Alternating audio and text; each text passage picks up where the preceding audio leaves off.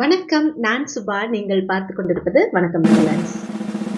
Netherlands அப்படின்னாவே நம்ம எல்லாத்துக்குமே ஞாபகம் வர்றது காற்றாலைகள், அதிகமான சைக்கிள்கள், சீஸ் இதெல்லாம் தானே. ஆனா இதுல மறைக்கப்பட்ட மாணிக்கமா இருப்பது என்ன அப்படின்னா டச்சு சூப்பர் மார்க்கெட். வாங்க, ரொம்ப நேரம் வீணடிக்காம டச்சு சூப்பர் மார்க்கெட்ஸ்னுடைய யூனிக் ஃபீச்சர்ஸ் எல்லாம் என்ன அப்படிங்கறத இந்த வீடியோக்குள்ள போய் பார்க்கலாம்.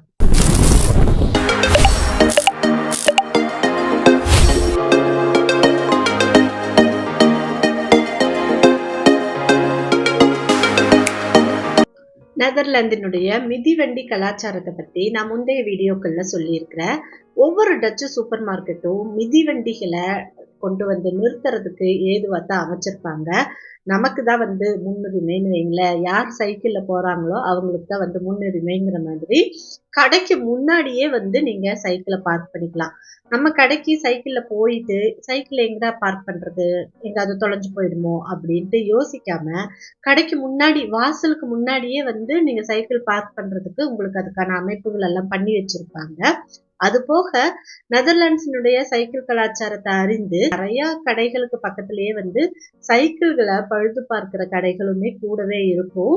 நெதர்லாந்து மறுசுழற்சி முறைக்கு ஊக்கமளிக்கக்கூடிய ஒரு நாடு. அதனால இங்க இருக்கிற ஒவ்வொரு சூப்பர் மார்க்கெட்லயும் நம்ம வாங்குற தண்ணி பாட்டில்களா இருக்கட்டும், இல்ல வேற ஏதாவது கேன்களா இருக்கட்டும், அதற்கு வந்து ஒரு சின்ன டெபாசிட் தொகை வந்து நம்மளுக்கு திருப்பி கொடுப்பாங்க. ஸ்டார்டிஹெல்ட் அப்படின்னு சொல்லுவாங்க. இது நம்ம வந்து மறுசுழற்சி முறை பண்றதுக்கு ஊக்கமளிக்கிறதா இந்த ஒரு விஷயம் இருக்கு. எல்லா சூப்பர் மார்க்கெட்ஸ்லயுமே இதற்கான மிஷின்ஸ் வந்து வச்சிருப்பாங்க. நம்மளே அதை வந்து யூஸ் பண்ணிக்கிற மாதிரி யூசர் ஃப்ரெண்ட்லியா இருக்கும். பாட்டில்களை உள்ள போட்டுட்டு எத்தனை பாட்டில் போட்டோம்னு கவுண்ட் கொடுத்துட்டு நம்ம ஒரு ப்ரெஸ் பட்டன் அமுத்தணும் அப்படின்னா அதுல இருந்து நம்மளுக்கு ஒரு கார்டு வரும். அந்த கார்டை நம்ம பில் பே பண்றப்ப கொடுத்துட்டோம் அப்படின்னா நம்ம வாங்கின மளிகை பொருட்கள்ல இருந்து அது கழிக்கப்படும். ஒவ்வொரு கடையிலயும் அந்த கடைக்கு உண்டான சொந்தமான பிராண்ட் அப்படின்னு ஒண்ணு இருக்கும். அது வந்து கொஞ்சம் நம்மளுக்கு விலை மலிவா கிடைக்கும்னு வைங்களேன். அதனுடைய தரத்துல எந்த குறைபாடுமே இருக்காது. இப்போ ரீசெண்டா ஆல்பர்ட் ஹெயின்ல ஓவர் ப்ளூவர்ஸ் அப்படின்னு ஒரு செக்ஷன் வச்சிருக்காங்க. ஓவர் ப்ளூவர்ஸ்னா ஆங்கிலத்துல லெஃப்ட் ஃப்ரெஷ்ஷான ப்ராடக்ட்ஸ் வந்து டேட் போட்டு பில் போட்டுருவாங்க. அந்த பில் டேட்டுக்கு அன்னைக்கு விற்காம போன பொருட்களுக்கு பாதி விலை வந்து நிர்ணயம் பண்ணி அவங்க அடுக்கி வச்சிருவாங்க. இந்த பிரெட்டையே முன்னத்து நாள் நான் எடுத்திருந்தேன்னா €1.5, இப்ப அரை சென்ட் தான் இது போட்டிருக்காங்க. வந்து சாதாரணமான மனிதர்களோ பெரிய பெரிய பிராண்டுகள்ல நிறைய காசு கொடுத்து உணவுப் பொருட்களை வாங்குறது இல்லாம கம்மியான விலை கொடுத்து தரமான உணவுப் பொருட்களை வாங்குறதுக்கு இந்த ஒரு ஃபீச்சர் வந்து எல்லாத்துக்குமே உதவியா இருக்கு. அடுத்த ஃபீச்சர் வந்து பாத்தீங்க அப்படின்னா சர்வதேச உணவுகள் எல்லாமே வந்து நம்மளுக்கு கிடைக்கும். அது வந்து டர்க்கிஷா இருக்கட்டும், இந்தோனேஷியனா இருக்கட்டும், இந்தியனா இருக்கட்டும், எல்லாமே வந்து பாத்தீங்கன்னா அதற்கான தனித்தனி வச்சிருப்பாங்க. அங்க போய் நின்னுட்டோம் அப்படின்னா நம்மளுக்கு அங்கிருந்து என்ன எடுக்கணுமோ அது எல்லாமே அந்த இடத்துல நம்மளுக்கு கிடைச்சிடும். ஸோ இது வந்து ஒரு யூனிக்கான ஃபீச்சர்ஸா நான் வந்து டச் சூப்பர் மார்க்கெட்ஸ்ல நான் பாக்குறேன். சிறப்பு வாய்ந்ததா நான் கருதுறது என்ன அப்படின்னா பருவ காலங்களுக்கு தகுந்த மாதிரியான உணவுப் பொருட்களோ இல்ல அதுக்கு தேவையான பொருட்களோ வந்து எல்லா சூப்பர் மார்க்கெட்லயுமே கிடைக்கும். இப்போ உதாரணத்துக்கு வின்டர் டைம்ல எல்லார் வீட்லயுமே வந்து பாத்தீங்க அப்படின்னா எலக்ட்ரிக் ஹீட்டர் இதை பயன்படுத்த மாட்டாங்க.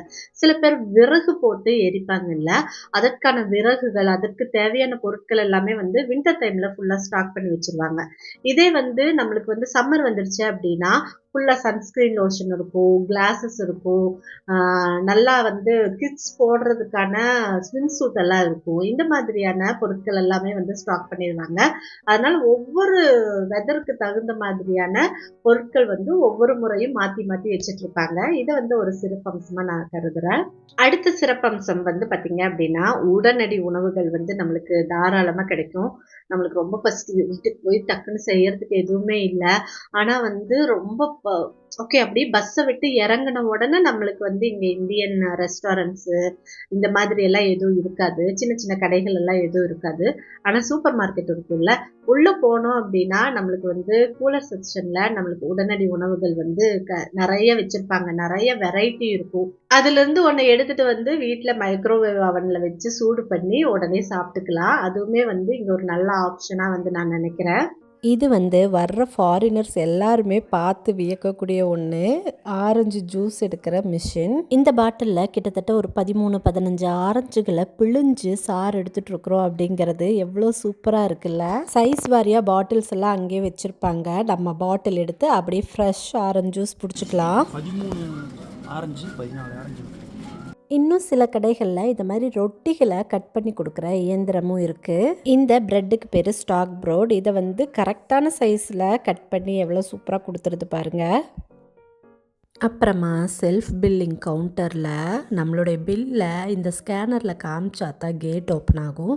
அப்போ தான் நம்ம வெளியே வர முடியும். இதே மாதிரி உள்ளே நுழையிறப்பவும் ஒரு கேட் இருக்கும். அந்த கேட்டுக்குள்ளே உள்ளே நுழைஞ்சிட்டோம் அப்படின்னா மறுபடியும் அதே கேட் வழியே நம்ம வெளியே போக முடியாது. அதனால நெதர்லாண்ட்ஸில் இருக்கிற சூப்பர் மார்க்கெட்டுகள் வந்து நம்மளுடைய வாழ்க்கையை கொஞ்சம் எளிதாக்கி கொடுக்குது அப்படிங்கிறது என்னுடைய எண்ணம். இந்த வீடியோவை பற்றின உங்களுடைய கருத்துக்களை கமெண்ட் பாக்ஸில் பதிவிடுங்க. உங்களை மீண்டும் மற்றொரு வீடியோவில் சந்திக்கிறேன். நன்றி.